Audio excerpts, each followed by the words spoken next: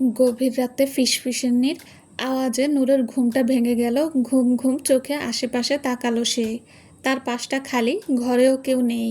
ফিসফিসানিটা গাঢ় হচ্ছে। ধ্বনি অনুসরণ করে নূর দৃষ্টিপাত করলো বারান্দা সংলগ্ন জানালাটির দিকে। বারান্দায় রিদওয়ানকে দেখা যাচ্ছে, সে ফোনে ব্যস্ত। ঘড়ি না দেখলেও এটা বলাটা খুব কঠিন নয়, এখন গভীর রাত। এত রাতে কখনোই রিদওয়ানকে ফোনে ব্যস্ত দেখেনি নূর। কারোর কি বিপদ হলো? বিপদ আপদের বাপ মা নেই। হুটহাট কখন কার হয় তার অনুমান করা কঠিন। নূর ধীর পায়ে উঠে বারান্দার দিকে এগুলো। বারান্দার কাছে যেতেই রিদওয়ানের ক্ষীণ উত্তেজিত কণ্ঠ কানে এলো নূরের। রাখবো না পানে, আমার জায়গায় যে কেউ হলেই রাখতো। রাত ৩টা কি কোনো সময়? একটু হলেই তো নূরের ঘুমটা ভেঙে যেত। কি উত্তর দিতাম তখন? কারোর কথায় আড়ি পাতা উচিত নয়, কিন্তু আজ কেন যেন নূরের ইচ্ছে হলো রিদওয়ানের কথা শুনতে। রিদওয়ানের কণ্ঠের স্বর বাড়ল। সে তীক্ষ্ণ কণ্ঠে বলল, এই কাঁদবে না, আমি কাঁদার কোনো কথা বলিনি তোমাকে পারমিতা। আর এখন ফোন রাখছি। নূরের ঘুম পাতলা। আমরা কাল দেখা করেই কথা বলবো, রাখছি। পারমিতার নামটা শুনতেই থমকে যায় নূর। নামটি শুধু পরিচিত বললে ভুল হবে, কারণ পারমিতা তার খুব ভালো বান্ধবী। কিছুদিন হলো সে রিদওয়ানের যে কোম্পানিতে চাকরি করে সেখানেই জয়েন করেছে। নূরের মাথাটা ঝিম ধরে এসেছে। প্রথম সদ্য কাঁচা ঘুম ভেঙে গেছে। উপরন্ত পারমিতার নামটি। মেয়েটি কেন এত রাতে রিদওয়ানকে ফোন করবে? শুধু ফোন নয়, সে আবার কাঁদছিল। কিন্তু কেন? ফোন কেটে পেছনে ফিরতে চমকে ওঠে রিদওয়ান। নূর তার পেছনে দাঁড়িয়ে থাকবে আশা করেনি সে। নূরকে দেখে রীতিমতো থতমত খেয়ে যায় রিদওয়ান। আমতা আমতা করে জিজ্ঞেস করে, এ কি তুমি এখানে? রিদওয়ান আড়ষ্টতা। নূরের মনে সন্দেহর ক্ষীণ দাগ টানে। রীতিমতো ঘাবড়ে গেছে রিদওয়ান। তার কপালে বিন্দু বিন্দু ঘাম জমেছে। তার বারান্দার হলুদ আলোতে চকচক করছে। মুখটা ফ্যাকাশে হয়ে এসেছে। সে কিছু একটা লুকাতে চেষ্টা করছে নূর থেকে। নূরের ব্রুযুগল সরু হয়ে আসে। তীক্ষ্ণ দৃষ্টি প্রয়োগ করে সন্দিহান কণ্ঠে প্রশ্ন ছুড়ে দেয় সে, পারমিতা এত রাতে কেন ফোন দিয়েছে? নূরের আচমকা প্রশ্নে একটু নড়ে চড়ে ওঠে রিদওয়ান। মাথা চুলকাতে চুলকাতে বলে, আসলে কাল একটা প্রেজেন্টেশন আছে তো, সেই বিষয়ে হেল্প চাই ওর। রিদওয়ান মিথ্যে বলছে। নূর এত বোকা নয়, এই সামান্য বিষয়টা বুঝবে না। সে আশাহত হলো। হৃদয়টা কিঞ্চিত আহতও হলো। রিদওয়ান তাকে সত্যিটা বলল না।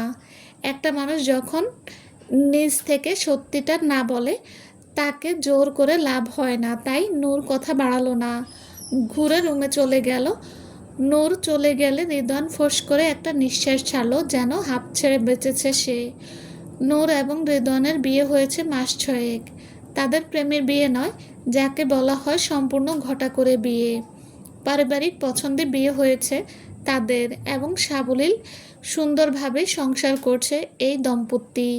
একটা সুন্দর সম্পর্ক, যাকে এক নিবিড় বন্ধুত্ব, শ্রদ্ধা এবং ভালোবাসা। সেদিন প্রথম রিদওয়ানকে দেখেছিল নূর, যেদিন তার মনে ধরে তাকে। লাল ছাতি হাতে নূরের অফিসের সামনে দাঁড়িয়েছিল। পরনে নীল শার্ট, হাতা গুটিয়ে কনুই পর্যন্ত উঠিয়ে রেখেছিল। হাতে কালো ডায়ালের ঘড়ি, কাঁধে ছিল ল্যাপটপের ব্যাগ। দেখেই বোঝা যাচ্ছিল সে এসেছে অফিস থেকে। বিয়ের পূর্বে নূরের সাথে একবার দেখা করতে চেয়েছিল সে। লোকটিকে ছবিতে দেখে ভালো লাগলেও সামনাসামনি দেখে মনের আঙিনায় বেশ প্রভাব ফেলেছিল। মনে দাগ কেটেছিল লোকটি। ভালো লাগাটা সুরাহ হয়েছিল। অবশ্য এত ভদ্র স্থির ব্যক্তিকে যে কারোই মনে ধরবে। এক স্নিগ্ধ শালীন ব্যক্তিত্বের মানুষ রিদওয়ান। আজ অবধি তাকে কখনো উচ্চস্বরে কথা বলতে দেখেনি নূর। অত্যন্ত দায়িত্বশীল একজন মানুষ রিদওয়ান। তার বাবা মার প্রতি কোনো দায়িত্ব এড়ায় না সে। উপরন্তু নূরের প্রতি তার বন্ধুসুলভ এবং যত্নশীল আচরণে আরও তার প্রতি আকৃষ্ট হয় নূর। ধীরে ধীরে এই আকর্ষণ ভালোবাসার স্নিগ্ধ অনুভূতি দেয় তাকে। কিন্তু রেদওয়ানের দিক থেকে সম্পর্কটা আগায়নি। এর কারণ নূরের জানা নেই। লোকটি নূরের ভালো মন্দের খেয়াল রাখলেও কখনো মুখ ফুটে বলেনি যে সে নূরকে ভালোবাসে। তাই এই 6 মাসে সম্পর্কটা যেন কোথাও একটা থেমে আছে। এতদিন মাথা না ঘামালেও আজ কেন জানি বিষয়টা ভাবাচ্ছে নূরকে। রেদওয়ানের সন্দেহজনক আচরণ তাকে বারংবার প্রশ্নবিদ্ধ করছে। সে কি আদৌ তাকে মনে ঠাঁই দিয়েছে? সকাল হতে না হতেই ব্যস্ত শহরের ব্যস্ত কোলাহল শুনতে পাওয়া যাচ্ছে। এ যেন নিত্যদিনের সঙ্গী। ভাদ্র মাসের তির্যক সোনালি কিরণ নূর এবং রেদওয়ানের ছোট্ট রুমটিতে আলোকিত করে তুলেছে। আড়মোড়া দিয়ে উঠে নূর। আজ অনেক দেরি হয়ে গিয়েছে উঠতে। মাথায় তীব্র যন্ত্রণা জানান দেয় রাতের অসম্পূর্ণ ঘুমের। চোখ খুলতেই নজর পড়ে রেদওয়ানের দিকে। সে তৈরি হচ্ছে, অফিসের জন্য বের হবে। হাই তুলে নূর বলে, তুমি রেডি হয়ে গেছো? আমায় ডাকলে না কেন যে? রেদওয়ান টাই বাঁধতে বাঁধতে মুচকি হেসে উত্তর দিল, তুমি তো ঘুমাচ্ছিলে, তাই ডিস্টার্ব করলাম না। বাবা মা খেয়ে নিয়েছেন? সেই কখন, জানোই তো মার টাইমিং। নূর ছোট্ট করে বলে। সে কাতর চোখে দেখতে থাকে তার বরকে। আজ বেশ সুদর্শন লাগছে তাকে। কালো শার্ট, কালো টাই, এ বেশ মানাচ্ছে। বুকের বাঁ পাশটায় অস্থির হয়ে আছে। কেন যেন সূক্ষ্ম ব্যথা তার হৃদয়কে গ্রাস করেছে। সূক্ষ্ম সন্দেহ মস্তিষ্কে ব্যাকুল করে তুলেছে। মনের এক কোণে রেদওয়ানকে হারানোর সূক্ষ্ম টলমলে ভয়টা উকি দিতে লাগলো। চোখের কোণে নোনা জল জমতে লাগলো নূরের। এর মাঝেই রেদওয়ানের সুন্দর কণ্ঠটি কানে এলো। কি হলো? আজ অফিসে যাবে না? মাথা ব্যথা করছে, আজ যাব না। খুব বেশি ব্যথা করছে? জ্বর টর বাঁধালে? রেদওয়ানের কণ্ঠে অস্থিরতার পরিচয় পেল নূর। তার মুখ খানিকটা চিন্তিত হয়ে আছে। নূরের জন্য এখনও সে আগের মতোই রয়েছে। রেদওয়ান তার কাছে এসে বসলো, কপালে হাত দিয়ে বলল, যত্ন নেই। মাইগ্রেনের সমস্যা আছে নাকি তোমার? রেদওয়ান চোখের নিজের প্রতি অস্থিরতা দেখে অস্থির ব্যাকুল মনটা শান্ত হয়ে যায় নূরের। মুচকি হেসে বলে, সামান্য মাথা ব্যথা দেখি সাহেবকে ব্যস্ত করে তুলেছে। চিন্তা করো না, আমি রেস্ট নিলে ঠিক হয়ে যাব। সত্যি তো? তো শুধু আসার সময় আমার জন্য সেলিমের হোটেলে সিঙ্গারা নিয়ে এসো। পাগলি। নূরের নাকটা টেনে উঠে দাঁড়ালো রেদওয়ান। রেদওয়ান অফিসে যাবার পর কিছুক্ষণ বসে রইল বিছানায়। কিভাবে পারলো সে রেদওয়ানকে সন্দেহ করতে? হতেই পারে সত্যি পারমিতা অফিসের কাজেই ফোন দিয়েছে। শুধু শুধু রাতের ঘুমটা হারাম করলো। নিজের মাথায় নিজেই গাঁটটা মারলো সে। তারপর বিছানায় গুছিয়ে বের হয় নূর। শাশুড়ি নাজমা বেগম ডাইনিং টেবিলে বসে চাল কুমড়ো কাটছেন। নূরকে দেখেই তিনি বললেন, আজ অফিসে গেলে না যে নূর? মাথা ব্যথা করছিল মা, আর আমার ছুটি আছে। একদিন কামাইয়ে কিছু হবে না। খুব বেশি না মা, রেস্ট নিলেই ঠিক হয়ে যাবে। চা খাবেন? খেলে মন্দ হবে না। নাজমা বেগমের সাথে নূরের বেশ খাতির। মহিলা তার চাকরিকে খুব সাপোর্ট দেন। তার মতে মেয়েদের যদি দক্ষতা থাকে, শুধু বাসায় বসে এই দক্ষতার উপর মরিচা পড়াবে কেন? চা খেতে খেতে নাজমা বেগম বলে উঠলেন, কালকে একটু ভালো মন্দ রান্না করো নূর। কেন মা, কেউ কি আসবে? রেদওয়ান বলল, ওর কলিগরা নাকি আসবে। আমাকে তো বলল না এ ব্যাপারে কিছু। হয়তো ভুলে গিয়েছে। আসলে কাজের যা চাপ। আমাকে বলেছে আজ বের হবার সময়। ও। নূর আর কথা বাড়ালো না।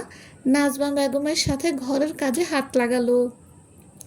সারাটা দিন টুকিটাকি কাজ করেই পার করলো নূর। শুক্রবার ব্যতীত শ্বশুর শাশুড়িকে তেমন সময় দেওয়া হয় না নূরের। আজ বহুদিন বাদে তাদের সাথে আড্ডা দিয়েছে সে। নিজের একান্ত সময় কাটিয়েছে নূর। মাঝে মাঝে এমন ছুটি নেওয়া উচিত। পরিবারকে সময় দেওয়া ও জরুরি। এতে পরিবারের সম্পর্কগুলো দৃঢ় হয়। রিদওয়ান ফিরল রাত 9টায়। হাতে নূরের পছন্দের সিঙ্গারা। যদিও ঠান্ডা হয়ে গেছে, তবুও নূরের মুখে হাসি ফোটানোর জন্য যথেষ্ট। রাতের খাওয়ার সময় নূর কথাটা পারল। মা বলল, কাল নাকি তোমার কলিগরা আসবে। আমায় তো বললে না। হুট করে এই আয়োজন। আসলে এবার প্রমোশনের পর রিজভি বেশ জেদ করছিল। বিয়ে প্রমোশন দুটোই হলো, অথচ খাওয়ানো হয়নি। তাই ভাবলাম দাওয়াত করি। আগে তো তুমি ছিলে না, মাকেই বলতাম, তাই সে অভ্যাসটাই রয়ে গেছে। সমস্যা নেই, আসলেই হুট করে মা বলল তাই আর কি। তা কারা আসছে? রিজবি, মনির, তানি, শুভ আর পারমিতা। পারমিতাও আসছে? নূরের প্রশ্নে বিষম খায় রেদোয়ান। রেদোয়ানের বিষম লাগায় পানি এগিয়ে দেয় নূর। পানি খেতে খেতে রেদোয়ান বলল, আসলে ও তো জুনিয়র, উপরে তোমার বান্ধবী, তাই ওকে ও বলেছি। নূর কিছু বলল না, তবে মনটা খচখচ করছে। পারমিতা নামটা যেন গলায় কাটার মতো বিচ্ছে। না বের করতে পারছে, না গিলতে পারছে। শুক্রবার সকাল সকল কলিগের সাথে পারমিতাও আসলো নূরের বাসায়। মেয়েটি সত্যি খুব অপরূপা, কিন্তু তার ভাগ্যটা আর 5টা মানুষের মতো নয়। এত সুন্দর মেয়েটিও প্রতারিত হয়েছে ভালোবাসায়। নূরকে দেখেই জড়িয়ে ধরল সে। বহুদিন বাদে দেখা হয়েছে তাদের। খাওয়া শেষে সবাই যখন গল্পের আসর বসালো, তখন নূর খেয়াল করলো রিদওয়ান এবং পারমিতা উভয়ই নেই। নূরের মনে কৌতূহল জন্মালো। তাদের খুঁজতে খুঁজতে নূর পৌঁছালো নিজের বেডরুমের বাহিরে। দরজাটা হালকা ভেজানো, বুকটা অহেতুক কারণেই ধড়ফড় করছে নূরের। কেন যেন খুব কাঁপছে। কিছুক্ষণ চিন্তা করে দরজাটা খুলল নূর। দরজা খুলতে যা দেখলো তাতে নূরের মাথা ঘুরে যাবার জোগাড়। রিদওয়ান পারমিতাকে জড়িয়ে ধরে আছে। নূরের হাত পা যেন অসাড় হয়ে আসছে। রিদওয়ান এবং পারমিতার এমন অবস্থা দেখবে কল্পনাতেও ভাবেনি সে। অজান্তেই মুখ ফসকে অস্পষ্ট স্বরে বেরিয়ে এলো, রিদওয়ান।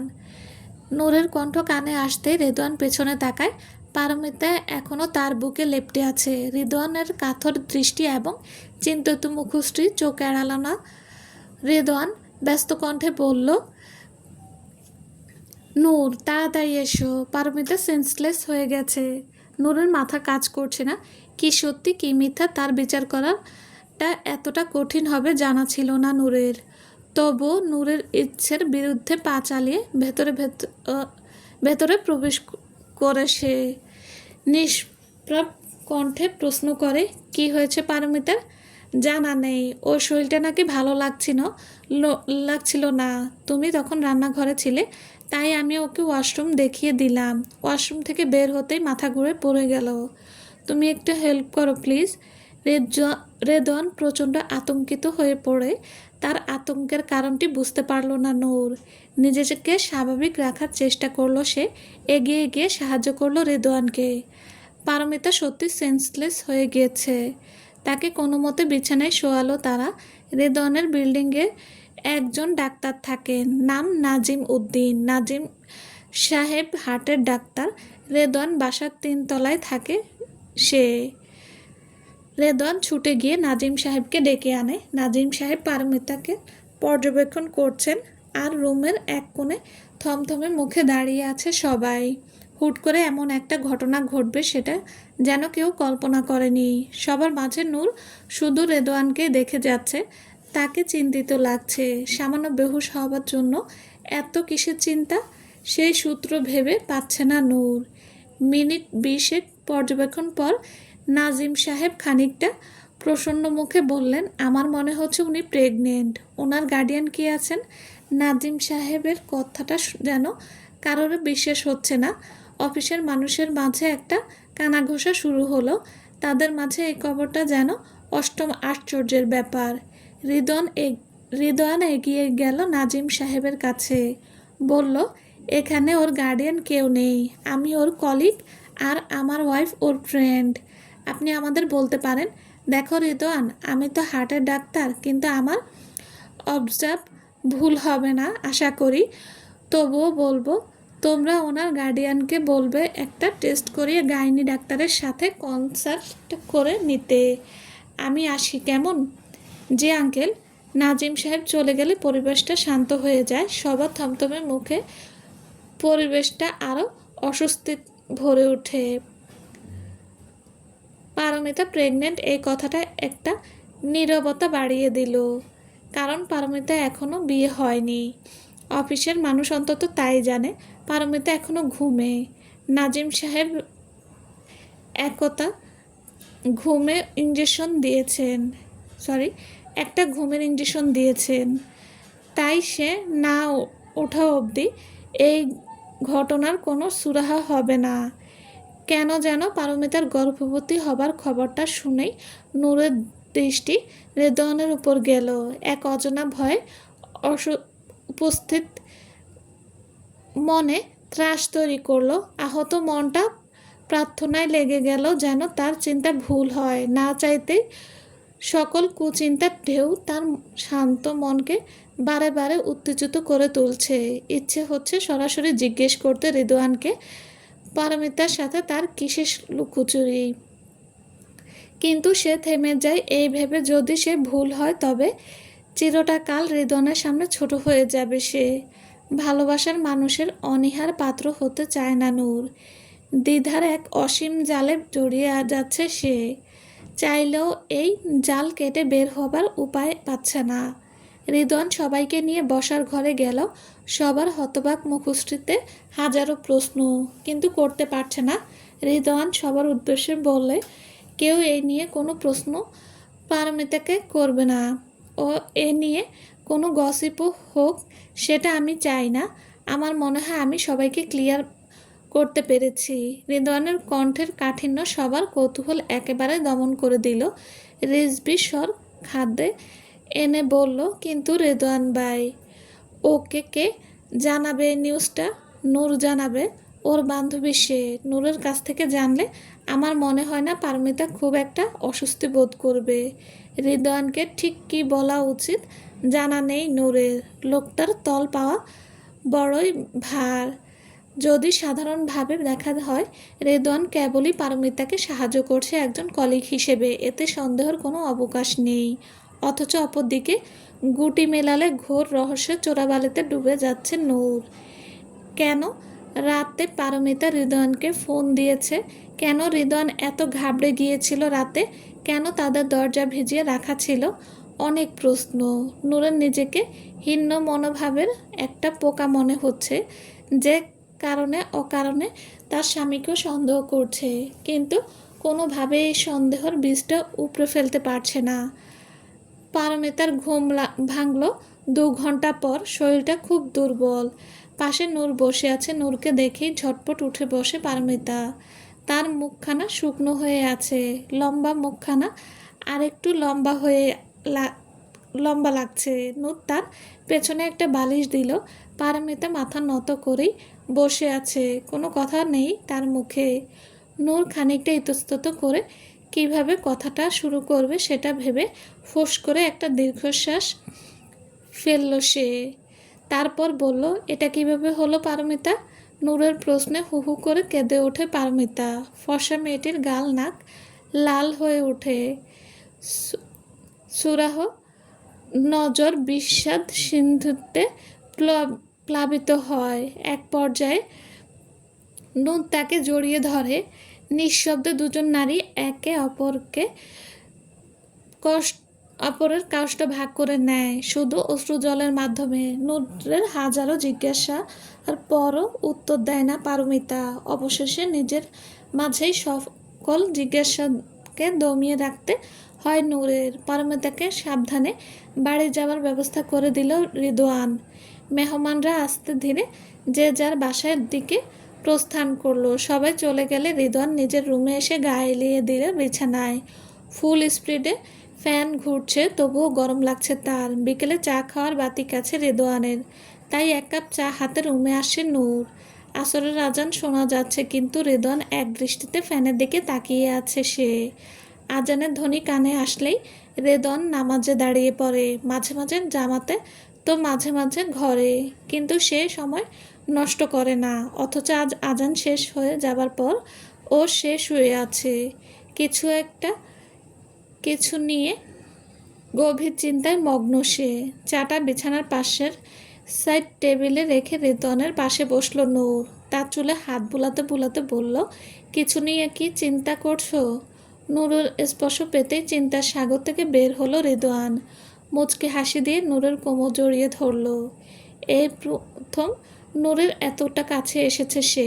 এতকাল পর রেদওয়ানের এমন আচরণে শিউরে উঠল নূর। শির দ্বারা যেন একটা স্রোত বয়ে যায় নূরের। একরাশ ভালো লাগার ঢেউ মনে বিস্তার করে। নূর পরম যত্নে চুল টেনে দিতে থাকে রিদওয়ানের। রিদওয়ানের উত্তপ্ত নিঃশ্বাসে ঈষৎ কম্পিত হচ্ছে প্রতিটি রন্ধ্র। রিদওয়ান তখন প্রেমঘন বলে, ধন্যবাদ আমাকে বিশ্বাস করার জন্য। রিদওয়ানের এমন কথায় অবাক হয় নূর। রিদওয়ান মুখ তুলে বলে, আমি খুব ভয় পেয়েছিলাম জানো। পারমিতা অজ্ঞান হবার জন্য নয়, ভয়টা ছিল তুমি আমায় অবিশ্বাস করো কি না। এক অন্য নারীকে নিজের স্বামীর বুকে লেপ্টে থাকতে দেখাটা কারোরই ভালো লাগার কথা নয়। নূরের মনটা মুহূর্তেই উচ্ছ্বাসিত হয়ে উঠল। কালো মেঘের বরফ ঝরে একরাশ সোনালি প্রভা উকি দিল মনের ব্যালকনিতে। হাজারো প্রজাপতি উড়ে গেল যেন। নূর শান্ত গলায় বলল, নামাজ পড়বে ওঠো। নামাজে বসে মোনাজাতের সময় একটা প্রার্থনা করছিল নূর। এই সন্ধ্যার বীজ যেন তার মনে আর জায়গা না নেয়। এক সপ্তাহ পর খাওয়ার টেবিলে একসাথে খাবার খেতে বসেছিল নূরেরা। নভেম্বর ঘোরার জন্য সব থেকে উপযোগী সময়। রেদওয়ানের কিছু ছুটি জমেও গিয়েছে। নূরের একই অবস্থা। এই উসিলায় তাদের হানিমুনটাও হয়ে যাবে, তাই ঘোরার প্রস্তাব তুললেন মিলন সাহেব। নাজমা বেগমেরও সম্মতি আছে তাতে। নূর লাজুক হাসি হাসে। সেও চায় তাদের সম্পর্কটা বন্ধুত্বের সিঁড়ি পেরিয়ে এগিয়ে যাক। এমন সময় রিদওয়ানের ফোনটা বেজে ওঠে।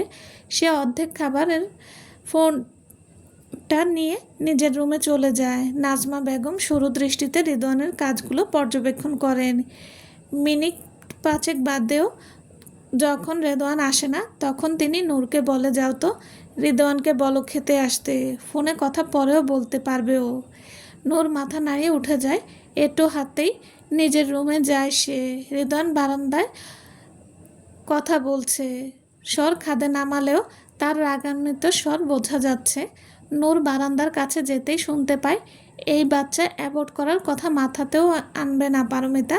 বাচ্চাটা তোমার একার নয়। রিদওয়ান বারান্দার কথা বলছে, স্বর খাদে নামালেও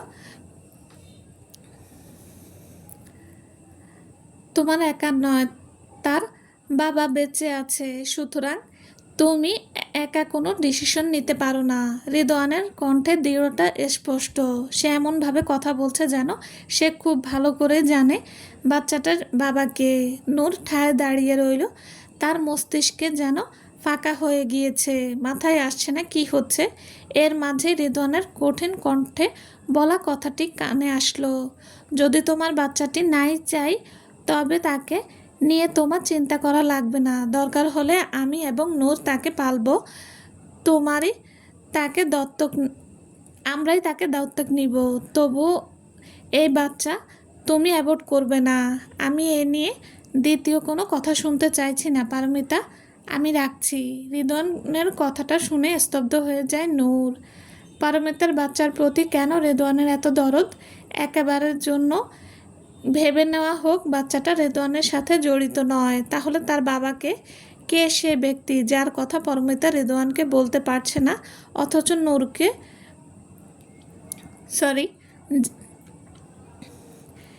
কে সে ব্যক্তি যার কথা পারমিতা রিদওয়ানকে বলতে পারছে অথচ নূরকে নয়? যেখানে নূর তার বান্ধবী। সেদিন কতবার বলেছিল নূর, আমাকে নিশ্চিন্তে বল দোস্ত, আমি তোকে সাধ্য অনুযায়ী সাহায্য করব। নূরের মনটা হুট করে বিষিয়ে উঠল পারমিতার প্রতি। কেমন বান্ধবী সে, নিজের বান্ধবী, এবং তার স্বামীর সুখের সংসারে আগুন লাগাচ্ছে, এত ঝড় তুলছে। আরও বেশি বিষিয়ে উঠল রিদওয়ানের প্রতি।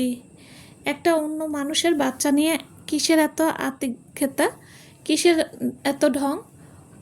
কেন তাকে এবং রিদওয়ানকে এই বাচ্চাটা দত্তক নিতে হবে? পারমিতা বাচ্চা রাখবে না রাখবে তার ব্যাপার। এখানে তার এত উৎসাহ কেন? সন্দেহ সূক্ষ্ম রেখাটা এবার গাঢ় হলো, তীক্ষ্ণ রূপ নিল। বুকটা হাহাকার করে উঠল। রেদওয়ানের কাছে ঠকছে না তো সে? না, আর ধৈর্য ধরতে পারছে না নূর। আজ একটা বিহিত করবেই সে। ঠিক তখনই বারান্দা থেকে বেরিয়ে আসে রেদওয়ান।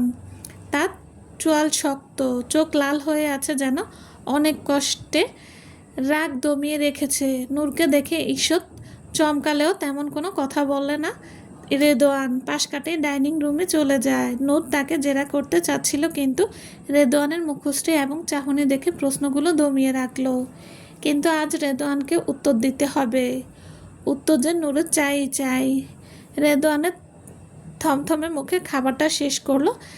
নাজমা বেগম ছলে বলে দুবার জিজ্ঞেস করেছিলেন, কিন্তু রেদওয়ানের উত্তর ছিল কিছু না। খাওয়া শেষে রেদওয়ান বিছানায় শোবার প্রস্তুতি নিচ্ছিল।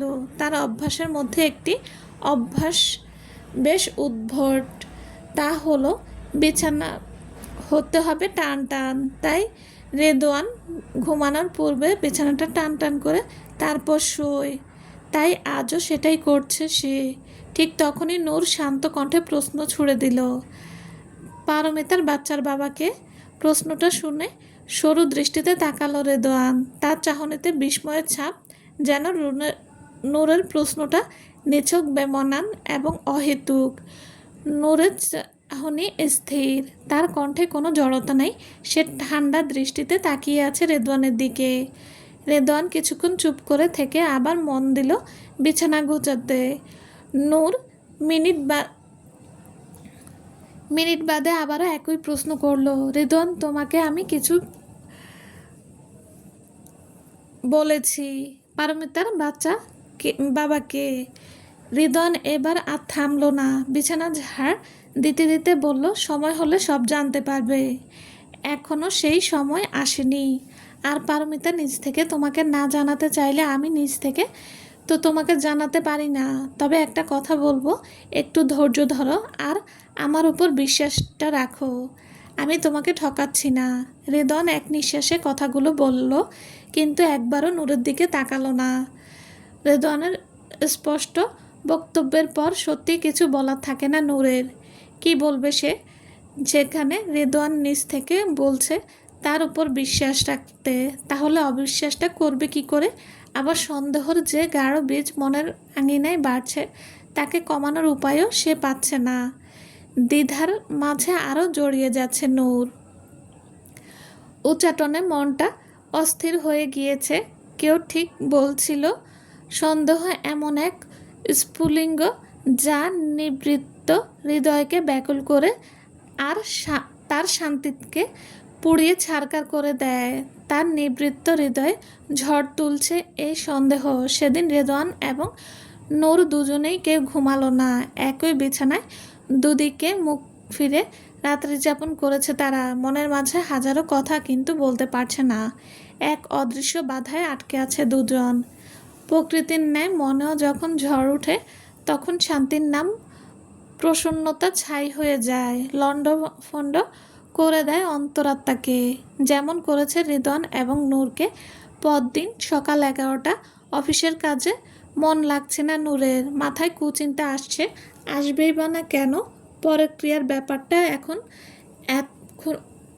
এমনই ডাল ভাত হয়ে গেছে যে 20% দম্পতি ছাড়াছাড়ি হচ্ছে। সেদিনই তো একটা ক্রাইম পেট্রোলের এপিসোড দেখছিল নাজমা বেগম। সুখে থাকলে যে মানুষকে ভূতে কিলায়, কথাটা এই এপিসোডের মূল চরিত্রকে দেখেই বোঝা যায়। সুখী সংসার ছেড়ে পরক্রিয়ায় লিপ্ত হলো। শেষমেশ স্ত্রীকে খুন করতেও সে দুবার ভাবেনি। এসব মানসিক বিকৃতি দেখলে যে কারোরই বুক কাঁপবে।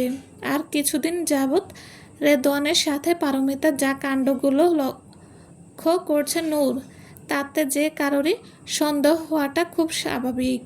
নূর কাউকে বলতেও পারছে না। কাকে বলবে? পারমিতাকে? রেদওয়ানকে? এদের জন্যই তো মনটা এলোমেলো হয়ে আছে। আর রইল নাজমা বেগম এবং তার মা শিউলি বেগম। এদের বললে খাজনা চেয়ে বাজনা বেশি হবে। অহেতুক তিলকে তাল হবে। নিজের ডেস্কে মুখে হাত দিয়ে বসে রইল নূর। নূরকে অন্যমনস্ক দেখে সিথি দিদি তার পিঠে আলতো করে চাপড় দিলেন। সিথি দিদি তাদের প্রজেক্ট ইনচার্জ। নূরের সাথে বেশ ভালো খাতির ও তার। মহিলা নূরকে থেকে 8 বছরের বড়, কিন্তু নূরের কে নিজের বোনের মতো স্নেহ করেন। চাপড় খেয়ে চমকে উঠল নূর। চিন্তার ঘোর থেকে বের হলো সে। এরই মাঝে সিদ্ধি বলে উঠল, বরের চিন্তায় অফিসেও তারা গুনছ নাকি? না না, কি যে বলো দিদি, আমতামতা করে বলল নূর। নূরের জোরপূর্বক হাসি এবং চিন্তাটা চোখ এড়াল না সিথির। কিন্তু সকলের সামনে হুট করে কিছু প্রশ্ন করে নূরকে অপ্রস্তুত করে দেওয়াটা ঠিক হবে না। তাই সিথি কিছু জিজ্ঞেস না করে বলল, লাঞ্চ টাইমে বাইরে যাবি? সময় কুলাতে পারবো? আরে কেন পারবো না, এখানে আস পাশেই একটা ভালো বিরিয়ানির রেস্টুরেন্ট খুলেছে। আমার বেশ মাটন বিরিয়ানি খেতে ইচ্ছে করছে, মানা করিস না। মাসের প্রথম বেতনের গরমটা যায়নি, তুই তো জানিস মাসের প্রথমে আমি বড়লোক থাকি, বলেই হেসে দিল সিথি। সিথির কথা শুনে নূরও হাসল, মিহি কণ্ঠে বলল, বেশ, লাঞ্চে ফাইনাল। দুপুরে অফিসের পাশের রেস্টুরেন্টে লাঞ্চ করতে যায় সিথি এবং নূর। খাওয়ার মাঝে নানা বিষয় নিয়ে তাদের জম্পেশ আড্ডা হয়। এর মাঝেই সিথি সুযোগ বুঝে কথাটা পারে, তোর আর রেদওয়ানের মাঝে কি সব ঠিকঠাক? সিথির প্রশ্নে বিষম খেয়ে ওঠে নূর। সিথি পানিটা এগিয়ে দিয়ে বলে, না বলতে চাইলে সেটা অবশ্যই তোর ব্যাপার। স্বামী স্ত্রীর পার্সোনাল ব্যাপার, আমি একজন তৃতীয় ব্যক্তি, তাই অহেতুক ইন্টারফেয়ার অনুচিত। কিন্তু আজ তোকে কেমন মন মরা লাগলো, খুব চিন্তিত লাগলো। বিয়ের 6 মাসে একটা মেয়ের হাসি খুশি থাকার কথা, অফিসে এত কাজ নেই যে তুই এত অন্যমনস্ক থাকবি। শেয়ার করতে চাইলে করতে পারিস, একজন বড় বোনের মতো হেল্প করার ট্রাই করব। সিদ্ধির কথায় আশ্বস্ত হয় নূর খানিকটা স্বস্তি পায়। এত কিছু মনের মাঝে চাপিয়ে রাখতে রাখতে সে সত্যিই ক্লান্ত, তাই সিথিকে সব খুলে বলে সে। সব শুনে সিথি কিছুক্ষণ চুপ করে থাকে, তারপর ধীর গলায় বলে, এমন নয় তো তোর সাথে বিয়ের পূর্বে রেদওয়ানের পারমিতার সাথে কোনো সম্পর্ক ছিল? মানে প্রেম জাতীয়? তুই নিজেই বললি পারমিতা প্রেমে কষ্ট পেয়েছে। এমন নয় তো সে প্রেমিক রেদওয়ান? কি যাতা বলছো সিথি দিদি? অসম্ভব। যদি এমনটাই হতো তবে আমাকে কেন বিয়ে করলো রেদওয়ান? দেখ, I am not just saying, কারণ কিছুদিন পূর্বে এমনটা আমার কাজিনের সাথে হয়েছে। তার হাজব্যান্ড এবং তার ফ্রেন্ডের প্রণয় ছিল বেশ কিছুদিন, কিন্তু বাবা মায়ের মন রাখতে বিয়ে করলো আমার বোনকে। আর কি, ছেলে অনেক চেষ্টা করলো সংসার করতে, কিন্তু মন তো তার প্রেমিকার কাছেই রয়ে গেল। আমার বোকা বোনটা বুঝেই পায় না অরিন্দম কেন তাকে ভালোবাসে না। সেই 2 মাস হলো সব রহস্য সমাধান হলো। আমার কাজিন জানতে পেরে তার ফ্রেন্ডকে ইচ্ছে মতো গাল্লাবে না কেন? জেনে বুঝে নিজের বান্ধবীর কাছ থেকে এত বড় সত্য লুকানো বোঝ। স্মৃতির কথায় বুকে কামড় পড়ে নূরের। সন্দেহ ডাকতে আরও নিবিড় হয়। এরপর কেমন যেন মিইয়ে যায় নূর। গলা থেকে খাবারটাও ভেতরে যায় না তার। খাওয়া শেষে উঠে দাঁড়ায় তারা। রেস্টুরেন্ট থেকে বের হতে নূর থমকে যায়। রেস্টুরেন্টের ঠিক অপোজিটে একটা হাসপাতাল রয়েছে এবং সেই হাসপাতাল থেকেই বের হচ্ছে রিদওয়ান এবং পারমিতা। নূরের চক্ষু চরণ গাছ। নিজেকে আর শান্ত রাখতে পারল না সে। ছুটে গেল রিদওয়ানের কাছে। রিদওয়ান বলেছিল তার একটা ইম্পর্টেন্ট মিটিং আছে। এই কি তবে তার মিটিং? নূর উপস্থিত হলো রিদওয়ানের সামনে। তার চোখ জ্বলছে। নূরকে দেখেও রিদওয়ান শান্ত। নূর ক্রুদ্ধ কণ্ঠে প্রশ্ন ছুড়ে দিল, তোমার মিটিং কি এখানে হচ্ছে রিদওয়ান? নূর, শান্ত হও, এটা তো পাবলিক প্লেস। নিকুচি করেছে তোমার পাবলিক প্লেস? আগে আমার উত্তর চাই। কিসের সম্পর্ক তোমাদের? আমি জানতে চাই রিদওয়ান, এবং সেটা এই মুহূর্তে। নূরের কণ্ঠে ক্ষোভ স্পষ্ট। পারমিতা খানিকটা ইতস্তত বোধ করছে। নূরের ক্ষোভ জায়েজ। কোনো স্ত্রী তার স্বামীর যত্ন অন্য কোনো নারীর সাথে ভাগ করে নিতে পারে না, সে কারণে সে বাধা বাধাও দিয়েছিল রেদওয়ানকে, কিন্তু সে শুনেনি। কিছু কিছু দায়িত্ব মানুষ চাইলেও এড়াতে পারে না। মানুষের জীবনে এমন পরিস্থিতি উৎপন্ন হয় যা সে চাইলেও এড়াতে পারে না। পারমিতা এগিয়ে এসে বলল, তুই ভুল বুঝছিস নূর, প্লিজ ভাইয়াকে ভুল বুঝিস না। আমার শরীরটা খারাপ হয়ে গিয়েছিল। পারমিতার দিকে শীতল কড়া চাহনি দিয়ে বলল, স্বামী স্ত্রীর মাঝে তৃতীয় ব্যক্তি হওয়াটা বন্ধ কর পারমিতা। আমি আমার হাজবেন্ডের সাথে কথা বলছি। নূরের কথা শুনে মিয়ে যায় পারমিতা। এদিকে সিদ্ধি দিদি নূরকে শান্ত করার চেষ্টা করলো। নূর, ভুলে যাস না এটা রাস্তা, তোর অফিস এখানে, কেউ দেখলে শুধু শুধু গসিপ করবে। কিন্তু আজ যেন নূরের ধৈর্যের বাঁধ ভেঙে গেছে। সত্য মিথ্যা ভুল ঠিক সব কিছুর ভেদ সে ভুলে বসেছে। রিদওয়ানের মুখোমুখি হয়ে তীক্ষ্ণ স্বরে প্রশ্ন করে, উত্তর দিচ্ছ না কেন? আমার উত্তর, রেদওয়ান, সব কিছুর একটা সঠিক সময় থাকে নূর। সময় এলে আমি নিজ থেকেই সব বলবো। রেদওয়ান শান্ত কণ্ঠে কথাটা বলে। নূরকে শান্ত করাটা প্রয়োজন। অহেতুক রাস্তার মানুষের হাসির খোরাক হতে চায় না সে। নূরও দমে জমের পাত্র নয়। শক্ত কণ্ঠে বলে, আর সেটা কবে? নূরের চোখের দিকে তাকিয়ে থাকে রেদওয়ান। নূরের চোখে তার প্রতি অবিশ্বাসের আস্তরণ স্পষ্ট। এখন সব বললেও নূরের কাছে তা অযৌক্তিক মনে হবে। রেদওয়ান তাই শান্ত স্বরে বলল, আমরা বাসায় যাই, তারপর কথা বলি। আগে তোমার কথা শুনবো, তারপর আমি ঠিক করব আমি ও বাড়ি যাব কি না। নূর নূর অবিচল। সে এক চুল নড়ল না, সরু দৃষ্টিতে তাকিয়ে রইল কেবল। রেদওয়ান কিছুক্ষণ চুপ করে থাকলো, কাতর দৃষ্টিতে নূরের দিকে কিছু সময় তাকিয়ে দীর্ঘশ্বাস ফেলল সে। তারপর বলল, আমি তো একবার বলেছি বাড়ি না যেয়ে আমি কোনো কথা বলবো না। তুমি অহেতুক মানুষের সামনে সিন ক্রিয়েট করছো। রেদওয়ানের কথাটা ভেতর থেকে নাড়িয়ে দিচ্ছে নূরকে। হৃদয়ে বিষাক্ত ছুরি যেন কেউ চালাচ্ছে, এতটা কষ্ট লাগছে নূর। ক্ষোভ বিষাদ তাকে যেন অন্ধ করে দিয়েছে। তার রুদ্র দৃষ্টি তখন পারমিতার দিকে প্রয়োগ করল। মেয়েটা নত মাথায় এখনো দাঁড়িয়ে আছে, মুখটা শুকিয়ে গেছে, চোখের নিচে গাঢ় কালি, সৌন্দর্য যেন মুছে গিয়েছে। তার কিসের দুঃখ? সে তো আরো খুশি হবার কথা। নূর তার কাছে গিয়ে জোরে হাত চেপে ধরল, ক্ষোভ জড়ানো কণ্ঠে বলল, এখন এত নাটকের প্রয়োজন নেই তো। যা চাই তা তো পেয়েই গেলি, খুশি হচ্ছিস না? কি যা তা বলছিস তুই নূর? ঠিক বলেছি। তোর লজ্জা করলো না? কিসের সম্পর্কে তো তোর রিদওয়ানের সাথে? মাত্র তো কয়েক মাস হলো তার অফিসে চাকরি নিয়েছিস, তাতেই এত দরদ জন্মেছে তোর জন্য? কি এমন কথা যে রাত 3টায় বান্ধবীর হাজব্যান্ডকে ফোন দিতে তোর একবারও লজ্জা হয় না? কার সাথে শুয়ে বাচ্চার মা হয়েছিস তার দায়িত্ব আমার স্বামীর উপর দিতে চাচ্ছিস? কেমন মেয়ে মানুষ তুই? নূরের কথাগুলো ঠোঁট কামড়ে শুনল পারমিতা। তার কান্না পাচ্ছে, কিন্তু কাঁদতে পারছে না। কোনোভাবে কাপা স্বরে বলল, তুই ভুল বুঝছিস নূর, আমি এতটাও বোকা নই পারমিতা। যদি ভুল হয়েই থাকি ঠিকটা বল। বলতে পারবি না, হয়তো নিজেও জানিস না এই বাচ্চার বাবাকে। হয়তো আমার গুণধর স্বামীই তোর বাচ্চার বাবা। ভুল বলছি কি?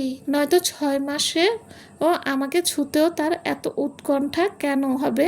এতক্ষণ শান্ত থাকলেও কেন? আর যেন আজ চুপ থাকতে পারলো না রিদওয়ান। নূরের কথাগুলো অত্যন্ত বিশ্রী লাগছে কানে। নূরের হাতটা পারমিতা থেকে ছাড়ালো প্রথমে, তারপর বরফ শীতল কণ্ঠে বলল, অনেক হয়েছে, দোষ আমার, আমি লুকিয়েছি। পারমিতা, কেন অকথ্য বুলি শোনাচ্ছ? তোমার যা বলার আমাকে বলো। জানো না ও প্রেগনেন্ট? রেদওয়ানের শীতল চাহনি ক্ষতবিক্ষত করলো নূরকে। চূর্ণ বিচূর্ণ হলো নূরের কোমল হৃদয়। রেদওয়ানের কাছ থেকে এরূপ ব্যবহার মোটেও কাম্য নয় তার। তবুও রেদওয়ানের বাহিরের নারীর জন্য তাকে শীতল চাহনি দিচ্ছে, কঠিন স্বরে তার সাথে কথা বলছে। নূরের অজান্তেই চোখ জোড়া নোনা জল ছেড়ে দিল। শ্যাম গাল বেয়ে নেমে এলো একরাশ কষ্ট, কিন্তু নিজেকে সামনে নিল নূর। চোখ মুছে বলল, আমার উত্তর আমি পেয়ে গেছি। বলেই হাঁটা দিল নূর। রিদন তাকে আটকালো না, শুধু কাতর চাহনিতে চেয়ে রইল তার যাবার পানে। পারমিতা বলল, ভাইয়া ওকে আটকান, ও ভুল বুঝেছে। ভুলটা তো ভাঙাতে হবে। যে বুঝতে চায় না তাকে বুঝি কি লাভ বলো তো? এর চেয়ে তুমি নিজে চিন্তা করো। পজিশন কিন্তু তোমার ভালো না। পারমিতা কোনো কথা বলে না। সেদিন রাতে নূর আর বাড়ি ফিরে না। নাজমা বেগম জিজ্ঞেস করে বহুবার, নূর কোথায়, ও আসেনি কেন? রেদন চুপ থাকে, কোনো কথা বলে না। নাজমা বেগম ও একটা সময় চুপ করে যান। সময় পেরিয়ে যায় 1 সপ্তাহ, 2 সপ্তাহ। রেদন বার পাঁচেক ফোন দেয়, কিন্তু নূর ফোন রিসিভ করে না। সে বাবার বাড়িতেই থাকে। নাজমা বেগম বাড়ি ফিরতে বলেন, কিন্তু এড়িয়ে যায় সে। রেদওয়ানের কাজে মন বসে না, না খেতে পারে না ঘুমাতে। পুরো ঘরময় নূরের হাসি, তার কথা, তার স্মৃতি যেন তাড়া করে রেদওয়ানকে। অজান্তেই মেয়েটা মনের ঘরে জায়গা করে নিয়েছে।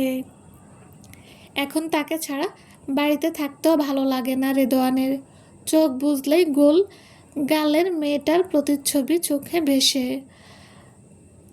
সেই স্নিগ্ধ হাসি, সেই ভেজা চুলের গন্ধ। বড্ড ভালোবেসে ফেলেছে এই মেয়েটিকে, কিন্তু দুর্ভাগ্য বলাই হলো না। হয়তো তাদের সম্পর্কটা এতটুকুই ছিল। কফি শপে মুখোমুখি বসে আছে পারমিতা এবং নূর। অনেক কষ্টে পারমিতা নিজের সাথে দেখা করতে রাজি করায় নূরকে।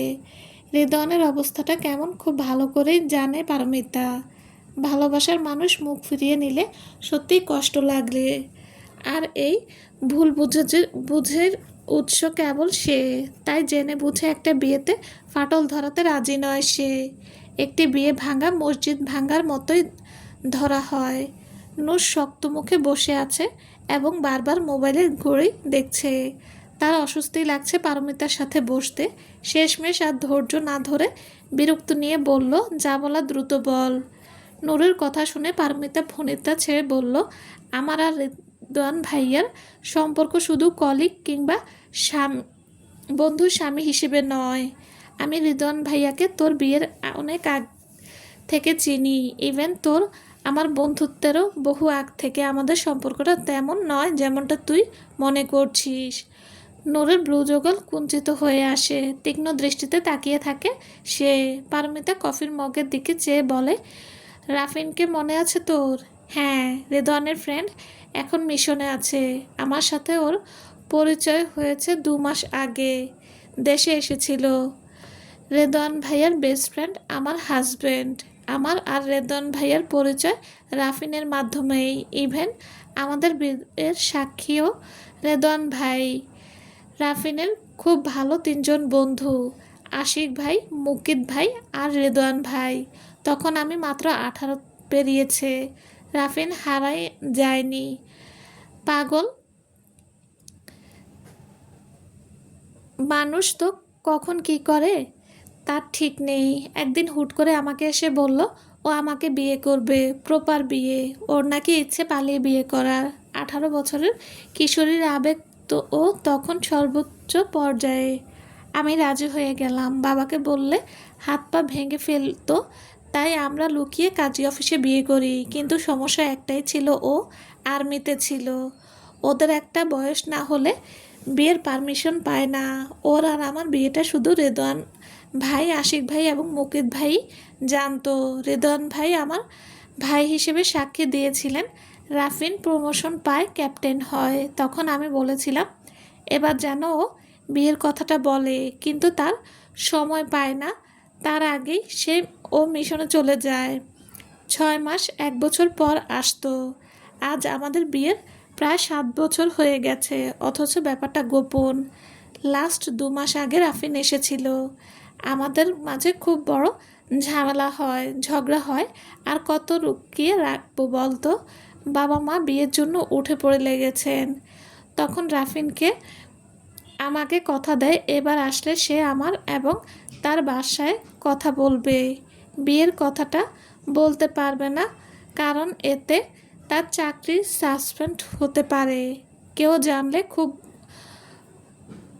বোঝে একটা বাজে একটা পরিস্থিতি পড়বে। তাই আমি কখনো কাউকে জানাইনি। আমি বিবাহিত। ওই রেদওয়ান ভাইকে বলে যায় যেন আমার দিকে খেয়াল রাখে। আমার চাকরিটাও ওর কথায় রেদওয়ান ভাই ম্যানেজ করে দেয়।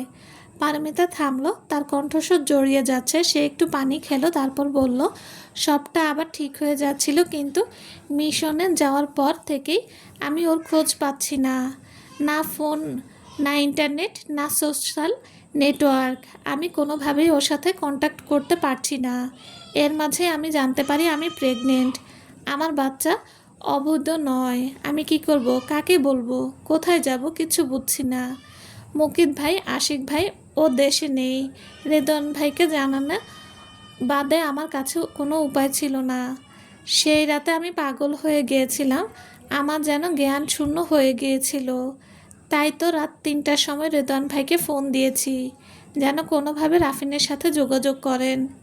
রাফিনের সাথে কোনোভাবেই যোগাযোগ হচ্ছিল না। আমি আর এই স্ট্রেস নিতে পারছিলাম না। কোথায় যাব, কি করব? তাই সিদ্ধান্ত নিয়েছিলাম বাচ্চাটা অ্যাভয়েড করব।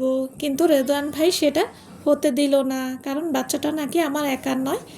আমি যখন তাকে জিজ্ঞেস করেছি, আমাকে যখন জিজ্ঞেস করা হবে বাচ্চার বাবাকে, আমি কি বলবো, উনি তখন বলল যে আর তুই নাকি আমার বাচ্চাকে দত্তক নিবি। বিশ্বাস কর নূর, আমার কোনো ইচ্ছে নেই তোদের সম্পর্কে তৃতীয় পার্সন হবার।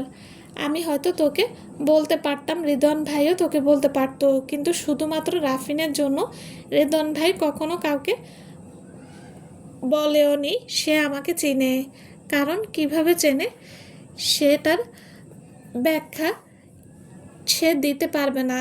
সে রাফিনকে কথা দিয়েছে। ইভেন আমাদের বিয়ের কথাটা এই তিনজনই কাউকেই বলেনি, নিজেদের পরিবারের কাউকেও না। কারণ এটা একবার কেউ জানতে পারলে রাফিনের চাকরি নিয়ে টানাটানি হবে। তুই যখন রেদওয়ান ভাইকে বারবার আমাদের সম্পর্কের কথা বলছিলি, তখন আমি বলেছি সে যেন তোকে সব বলে দেয়। সে আমাকে একটা কথাই বলেছে, রাফিনের সাথে একবার যোগাযোগ হলেই সে তোকে সব বলে দেবে। রেদন ভাইয়ের কোনো দোষ নেই নূর। আমি আর পারছি না, চোখের সামনে তোর আর ভাইয়ের সম্পর্ক ভাঙতে দেখতে পারছিলাম না। তাই আমি তোকে সব খুলে বললাম। রেদন ভাইয়া সত্যি তোকে ছাড়া কষ্ট পাচ্ছে। নারী মানেই যেমন অর্থলোভী নয়, অনুরূপ পুরুষ মানেই প্রতারক নয়।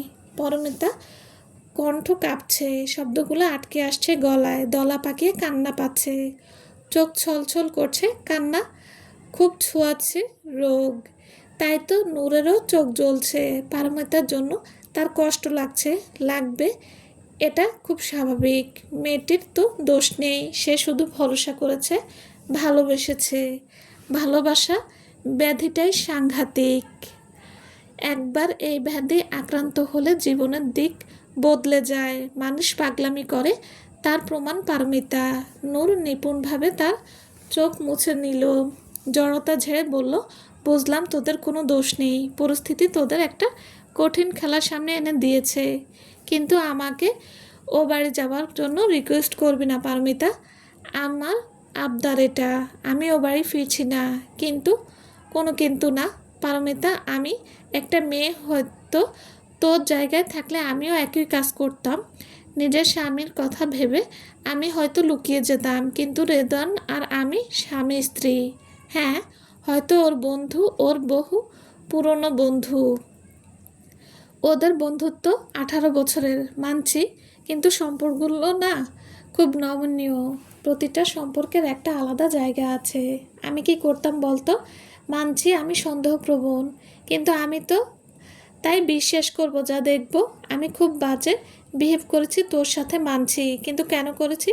কারণ আমার ভয় হচ্ছিল, রেদওয়ানকে হারানোর ভয়।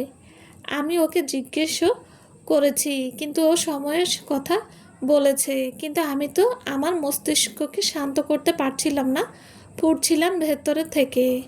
আর যদি তোর ভাই আমার সামনে এসে এই কথাগুলো বলতো, তাহলে হয়তো আমার অভিমানটা ভেঙে যেত। ওকে বুঝতে হবে কোন সম্পর্কটা কেমন। এতকাল ব্যাচেলর ছিল, তাই সেভাবে এখনও জীবন কাটাবে, এটা তো সম্ভব না। সম্পর্কের মূল্য ওকে বুঝতে হবে। বিশ্বাস ভালো, কিন্তু আমি অন্ধবিশ্বাস করতে পারবো না। আমি তো মানুষ, আমারও সন্দেহ হয় ও আমাকে ঠকায়নি, কিন্তু কথা তো লুকিয়েছে, তাই ওকে শাস্তি পেতে হবে। তাই ও বাড়ি আমি যাচ্ছি না। হারানোর ভয় কি সেটা ওরও একটু বোঝা উচিত। একটা স্বামী স্ত্রীর সম্পর্ক হবে স্বচ্ছ, কখনো কোনো লুকোচুরির জায়গা নেই। পারমিতা চুপ করে থাকলো। তার হাতে যা ছিল সে করেছে। এখন রিদওয়ানের পালা। নূরের মান ভাঙানোর। নূর উঠে দাঁড়ালো। পারমিতাকে উবারে উঠিয়ে দিল সে। আকাশে মেঘ করেছে, হয়তো বৃষ্টি নামবে। ভিজে যাবে পিচের রাস্তা, ধুলোগুলো ধুয়ে যাবে। এমন যদি উপায় থাকতো, মনের আক্ষেপ, রাগ, অভিমান, কষ্ট, বিষাদগুলো ধুয়ে যেত, কতই না ভালো হতো। ইট পাথরের শহরে মতো মনের শহরেও শীতল পরশ বয়ে যেত। পারমিতা বাসায় পৌঁছায় সন্ধ্যা। উবারের মধ্যে শরীর গুলিয়ে এসেছিল তার। মা হওয়াটা কত কষ্টের হাড়ে হাড়ে টের পাচ্ছে পারমিতা। বাচ্চাটার অবস্থা ভালো নয়। চিন্তা উত্তেজনায় তার বাচ্চার উপরও প্রভাব ফেলছে। ডাক্তার বলেছে হাসি খুশি থাকতে, কিন্তু হাসি খুশি কি সত্যি থাকা যায়? এই সময় যে পরিস্থিতিতে সে রয়েছে, তাতে কি সত্যি খুশি থাকাটা সম্ভব? উত্তর জানা নেই পারমিতার। মাঝে মাঝে মরে যেতে ইচ্ছে হয়, কিন্তু এই যে আত্মহত্যা মহাপাপ, তাই আটকে যায় বারবার। নূর রেদওয়ানকে প্রশ্ন করতে পেরেছে, সে তো সেটাও করার উপায় পাচ্ছে না। আচ্ছা, ভালোবাসা বা বিশ্বাস করাটা কি অপরাধ? শান্ত ক্লান্ত শরীরটা নিয়ে বাসায় ঢোকে পারমিতা। ঢুকতেই পা আটকে যায় তার। বসার ঘরে তিনটে মানুষ বসে আছে। একজন 29 বছরের পুরুষ এবং 50 ঊর্ধ্ব এক দম্পতি। পারমিতা সেখানে ঠায় দাঁড়িয়ে আছে। তার নড়ার শক্তিটুকু নেই। পারমিতাকে দেখেই পুরুষটি এগিয়ে এলো তার দিকে।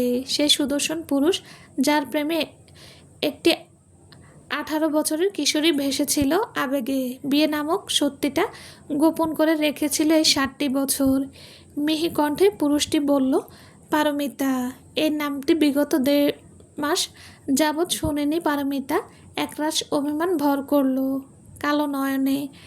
বাক্যবিহীন চলে গেল নিজ রুমে। রাফিনও পেছন পেছন ছুটল, কোনো মতে ঠেলে ঢুকে পারমিতার ঘরে। পারমিতা বারান্দায় গিয়ে দাঁড়ায়।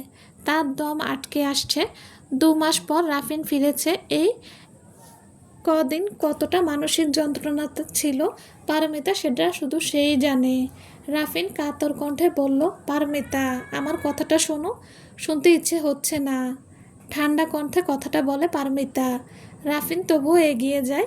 নিজের বইয়ের মান যে তার ভাঙাতে হবে। পাশে গিয়ে দাঁড়ায় সে। জোর করে তার দিকে ফেরায় পারমিতাকে। আবেগপ্রবণ কণ্ঠে বলে, প্লিজ পারমিতা, জানি তোমার অভিমান হয়েছে, কিন্তু আমি সত্যি অপারগ ছিলাম। গত পরশু আমার সাথে রেদওয়ান যোগাযোগ করে। আমি তখনই টিকিট কাটি। এই 1.5 মাস আমার কাছে ফোনও ছিল না। আমি সত্যি জানতাম না। পরে পারো লক্ষ্মীটি, আমার দিকে একটু তাকাও। পারমিতার চোখ আজ বাদ বাঁধছে না। হু হু করে উঠে সে। জড়ানো স্বরে বলে, কোথায় ছিলে তুমি? জানো কতটা অসহায় হয়ে গিয়েছিলাম। কেউ ছিল না আমার পাশে, শুধু রেদওয়ান ভাই। আমাকে সাহায্য করতে যে তার সম্পর্কটাও নষ্ট হয়ে গেছে শুধু তোমার কথা রাখতে। আর এদিকে তুমি নিরুদ্দেশ। সরি পারমিতা, আমি নিজেই যাব ভাবির কাছে ক্ষমা চাইতে। আমার জন্য তোমরা এত কষ্ট পেয়েছো। সরি পারমিতা। কাঁদছে, ভিজে যাচ্ছে রাফিনের সাদা শার্ট, কিন্তু সে আঁকড়ে রয়েছে তার বউকে, তার জীবনের সেই নারী যাকে 7 বছর বাদে আরও একবার বিয়ে করবে সে। এখন আর লুকোচুরি নেই, না নিজেদের মাঝে, না সমাজের সামনে।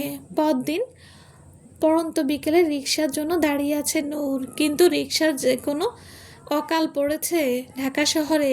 এর মাঝে ঝুমঝুম করে বৃষ্টি নামলো পিচের রাস্তায়। এক পশলা বৃষ্টিতে কাক ভেজা হয়ে গেল নূর। এখন হুটহাট এক পশলা বৃষ্টি হয়তো, তাও প্রবল ধারায়। নূর বের হবার সময় ছাতা নিতে ভুলে গিয়েছিল। হাতের ব্যাগটা দিয়ে মাথা ঢাকতে যাবে, খেয়াল করলো বৃষ্টি থেমে গেছে। অবাক নয়নে তাকাতেই দেখলো কেউ একটা লাল ছাতি ও তার মাথায় ধরেছে। লাল ছাতি দেখেই বুকটা ধক করে উঠল। রেদওয়ানের সাথে যেদিন প্রথম দেখা হয়েছিল সেদিন এমন একটা ছাতা হাতে সে অপেক্ষা করছিল নূরের। নূর পাশে তাকাতেই দেখলো রেদওয়ান ছাতি হাতে দাঁড়িয়ে আছে। সেদিনের দৃশ্যটা যেন জীবন্ত মনে হলো।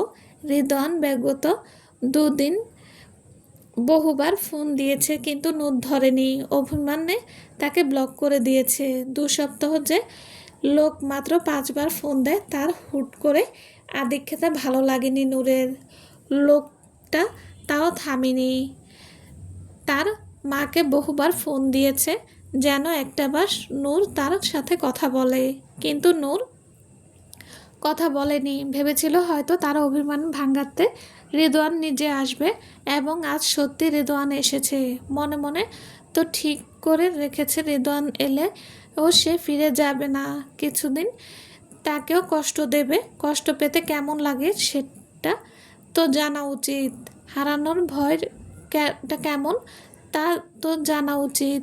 নিজের বোকামির জন্য সে নূর এবং তার উভয়কে কতটা কষ্ট দিয়েছে। রিদওয়ানকে দেখে মুখ ফিরিয়ে নিল সে। বৃষ্টির মধ্যে হাঁটা শুরু করলে হাত টেনে ধরে রিদওয়ান। আকুল কণ্ঠে বলে, আমার এক্সপ্রেশনটা তো শোনো। এরপর যদি তোমার মনে হয় আমার দোষ তাহলে চলে যেও। কোনো সময় চলে এসেছে কেন? সময় চলে এসেছে নাকি? ঘুরে শান্ত কণ্ঠে কথাটা বলল নূর। হৃদয় হৃদয় সরি হৃদয়ান এগিয়ে এসে বলে, বিশ্বাস করো আমি তো কখনো তোমাকে ঠকাইনি। লুকিয়েছ তো সেটা কি ঠকানো নয়? তুমি যা শাস্তি দেবে আমি মাথা পেতে নেব, কিন্তু তবু আমার কথাটা তো শোনো। শুনে কি হবে বলো তো রেদন? আমাকে পারমিতা সব বলেছে। তুমি রাফিনকে কথা দিয়েছো তাই আমাকে বলনি। আচ্ছা আমি কি এত ইনসেন্টিভ? আমাকে এক বন্ধু ভেবেই তুমি বলতে। রেদন, স্বামী স্ত্রীর সম্পর্কটা স্বচ্ছ হতে হয়, এতে লুকোচুরি মানেই সন্দেহের বীজ বোনা। আজ একই জিনিসটা আমি করলে তুমি কি করতে? সন্দেহ করতে না? হ্যাঁ, আমি মানছি আমার তোমার কথা শোনার পর তোমার উপর বিশ্বাস রাখা উচিত ছিল, কিন্তু বিশ্বাস তো মুখের কথা নয়। আমাদের সম্পর্কটা যেভাবে থেমেছিল তাতে কি আমার মনে সন্দেহ হওয়াটা স্বাভাবিক নয় বলো? নূর, সেই মুহূর্তে তোমার কাছে নিজেকে নির্দোষ প্রমাণ করার মতো কোনো ওয়ে আমার ছিল না। আমি ভেবেছিলাম রাফিনের সাথে যোগাযোগ হলেই আমি তোমাকে সব জানিয়ে দেব। এখন রাফিন দেশে এসেছে, আমি চাইলেই তোমার সাথে তার কথা বলিয়ে দিতে পারবো। আমার আর পারমিতার মাঝে যে কোনো সম্পর্ক নেই সেটার প্রমাণ বা সাক্ষী যাই বলো না কেন। তাই রাফিন, আমি বুঝতে পারছিলাম না আমি কিভাবে তোমাকে সত্যিটা বলবো। তুমি আদৌ বুঝবে কি না, তুমি বিশ্বাস করবে কি না। যেখানে রাফিনকে আমার অবিবাহিত বন্ধু হিসেবে আমি 2 মাস আগেই পরিচয় করিয়ে দিয়েছি, সেখানে এই সত্যিটা আমি তোমাকে কিভাবে বোঝাবো সেটাই বুঝতে পারছিলাম না। একে আমাদের সম্পর্কটা একটা এমন জায়গায় ছিল যেখানে আমরা একসাথে তো ছিলাম কিন্তু একেবারে ছিলাম না। অবশ্য এখানে দোষটা আমার। আমি সময় নিতে চাচ্ছিলাম। শারীরিক সম্পর্ক স্থাপনের আগে আমি নিজেদের মাঝে একটা বন্ধুত্ব বিশ্বাস তৈরি করতে চাচ্ছিলাম, কিন্তু দেখো আমার বোকামির জন্য সব কেমন এলোমেলো হয়ে গেল। রেদনের কথা যৌক্তিক। সন্দেহ জিনিসটা এতটাই জটিল যে তা মানুষের বিশ্বাসকে কাচের মতো পাতলা করে দেয়। তাই তো সেদিন মাথা গরম করে রাস্তায় যা তা বলে দিয়েছিল সে পারমিতাকে। রেদন নূরের হাতটা শক্ত করে ধরে বলল, আমি জানি আমি তোমাকে খুব কষ্ট দিয়েছি। তুমি যা শাস্তি দেবে আমি মাথা পেতে নেব। শুধু এবারের মতো আমাকে ক্ষমা করে দাও। আর কখনো আমি তোমার থেকে কিচ্ছু লুকাবো না, কোনো লুকোচুরি রাখবো না আমাদের ভেতর। প্লিজ আমাকে ক্ষমা করে দাও। তুমি যদি বলো আমি কান ধরে উঠবোস করতেও রাজি। প্লিজ বাড়ি চলো। তুমি বাদে বাড়িটা খাকা করে, খুব কষ্ট হয় অজান্তে যে ভালোবেসে ফেলেছি তোমায়। রিদনের কথা স্পন্দন বেড়ে যায় নূরের। এতদিনের অপেক্ষার প্রহর যেন আজ শেষ হলো। এতদিনের ক্লান্তি কানজোড়া যেন মধুর কথাটি শুনতে পেল। হাজারো অনুভূতি মনের কোণায় রংধনু আঁকে। বরফ শীতল অভিমান গলতে থাকে। বেশ কিছুক্ষণ চুপ থেকে মিহিস্বরে বলে, বেশ, ক্ষমা করলাম, কিন্তু এটাই প্রথম, এটাই শেষ। এরপর কিন্তু আর ক্ষমা হবে না। নূরের কথাটা শুনেই জড়িয়ে ধরল তাকে রেদোয়ান। এতদিন বাদে তৃষ্ণার্ত বুকটা যেন তৃপ্তি পেল। খরা বুকে এক পশলা বৃষ্টি নামলো শান্তির রূপে। নূরের অভিমানের বরফ কুণ্ড যেন গলে গেল রেদওয়ানের উষ্ণ পরশে। মাঝে মাঝে আমরা সত্যি বুঝি না সামনের মানুষটিকে। আশেপাশের বিরূপ পরিবেশ আমাদের নিবৃত হৃদয়ে নানা সন্দেহের বীজ বুনে। সন্দেহটা প্রবল হয় যখন সামনের মানুষটি কথা লুকিয়ে যায়, যেমনটা হয়েছিল রেদওয়ান এবং নূরের ক্ষেত্রে।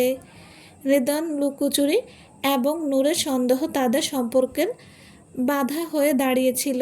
যে কোনো সম্পর্কের খুব নমনীয় হয় লুকোচুরি, সে নমনীয় সম্পর্কে ফাটল তৈরি করে। সন্দেহ সেই ফাটলকে দৃঢ় করে। এই প্রতিকূলতাকে হার মানাবার একটাই উপায়, তা হলো স্বচ্ছতা। সম্পর্কে যত স্বচ্ছ হয় সেই সম্পর্ক তত মজবুত হয়, কারণ স্বচ্ছতাই সম্পর্কের লাল ছাতি। সমাপ্ত। আসসালামু আলাইকুম। গল্পটা যদি ভালো লাগে থাকে প্লিজ লাইক কমেন্ট করবেন আর সবাই সাবস্ক্রাইব করে দেবেন। সবাই ভালো থাকবেন। আল্লাহ হাফেজ।